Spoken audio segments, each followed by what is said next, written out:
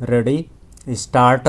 पिछले एक दशक में प्रधानमंत्री किसान सम्मान निधि, प्रधानमंत्री फसल बीमा योजना, किसान क्रेडिट कार्ड योजना, कृषि अवसंरचना कोष तथा राष्ट्रीय कृषि बाजार जैसी प्रमुख योजनाओं का दायरा उल्लेखनीय रूप से विस्तृत हुआ है। इन पहलों ने किसानों को आय सहायता, फसल बीमा, संस्थागत ऋण, कृषि अवसंरचना तथा बेहतर बाजार उपलब्ध कराने में महत्वपूर्ण भूमिका निभाई है, जिससे देश भर के करोड़ों किसानों को लाभ मिला है। इन प्रयासों का सकारात्मक प्रभाव कृषि उत्पादन में भी स्पष्ट दिखाई देता है। वर्ष 2013-14 में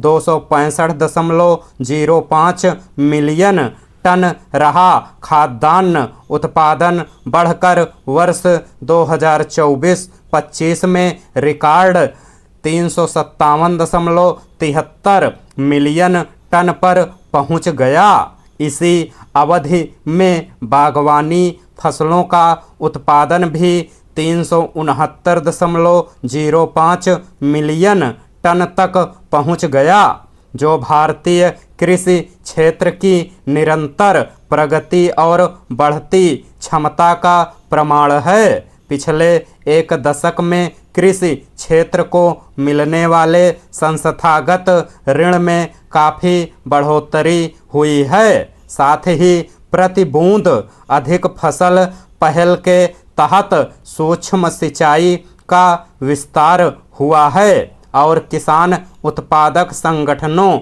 एफपीओ की संख्या तेजी से बढ़ी है। इन संगठनों ने किसानों के लिए वित्त, तकनीक और बाजारों तक पहुंच आसान बनाई है। सरकार ने प्रमुख फल फसलों के लिए प्रमाणित एवं रोग मुक्त रोपण सामग्री की उपलब्धता सुनिश्चित करने के उद्देश्य से क्लीन प्लांट कार्यक्रम को भी मंजूरी दी है। साथ ही घरेलू तिलहन उत्पादन बढ़ाने तथा खाद्य तेलों में आत्मनिर्भरता के लक्ष्य को गति देने के लिए 7 वर्षीय राष्ट्रीय खाद्य तेल मिशन शुरू किया गया है, जो आत्मनिर्भर भारत की दिशा में एक महत्वपूर्ण कदम है। केंद्रीय मंत्रिमंडल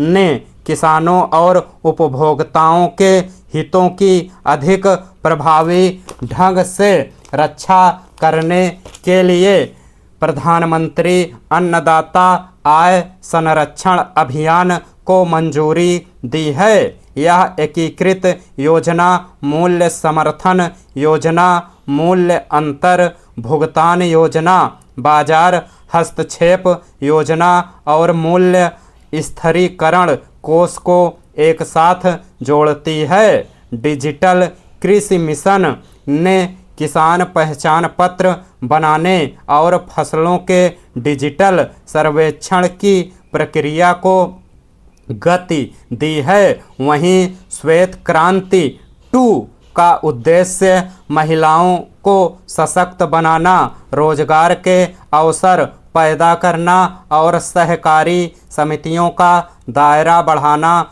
है। इससे ग्रामीण उत्पादकों की आजीविका में उल्लेखनीय सुधार होगा। इन उपलब्धियों के बावजूद कृषि क्षेत्र के सामने कई गंभीर चुनौतियां बनी हुई हैं। जलवायु परिवर्तन, मानसून की अनिश्चितता, जोतों का छोटा और बिखरा होना, कृषि लागत में वृद्धि, भूजल स्तर में गिरावट और कीमतों में उतार चढ़ाव किसानों की आय को प्रभावित कर रहे हैं। उदाहरण के लिए वर्ष 2026 के खरीफ मौसम में मानसूनी वर्षा के असमान वितरण ने चिंता बढ़ाई है। ऐसी परिस्थितियों से निपटने के लिए हमें आकस्मिक कार्य योजनाओं और जलवायु के अनुकूल कृषि रणनीतियों की सख्त जरूरत है।